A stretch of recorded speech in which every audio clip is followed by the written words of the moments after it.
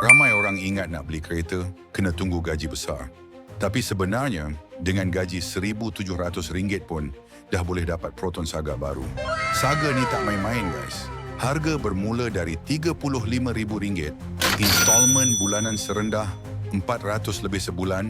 Berikut adalah bulanan Saga tanpa deposit dan 10% deposit.